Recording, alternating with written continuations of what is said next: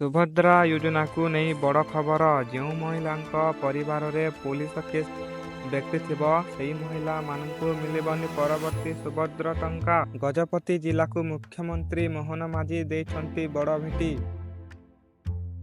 ଗଜପତି ଜିଲ୍ଲାର tourist place ବିକାଶ ପାଇଁ 30 କୋଟି ଦେଇଛନ୍ତି ମୋହନ ମାଝୀ। ଯେଉଁ ଚାଷୀମାନେ ପ୍ରଧାନମନ୍ତ୍ରୀ ଫସଲ ଯୋଜନାରେ 1 ଟଙ୍କା ଦେଇ ପଞ୍ଜୀକରଣ କରିଥିବେ ଓ ଯଦି ସେମାନଙ୍କ ଫସଲ କ୍ଷତି ହୋଇଯାଏ ତେବେ 3ରୁ 5 ହଜାର ଟଙ୍କା ଦେବେ କେନ୍ଦ୍ର ସରକାର। ଓଡ଼ିଶା ଚାଷୀମାନଙ୍କ ପାଇଁ ବଡ଼ ଖବର। ବହୁତ ଜଲ୍ଦି ମିଳିବାକୁ ଯାଉଛି ସିଏମ୍ କିଷାନ ଟଙ୍କା। ପରବର୍ତ୍ତୀ ମାସରେ ମିଳିଯିବ।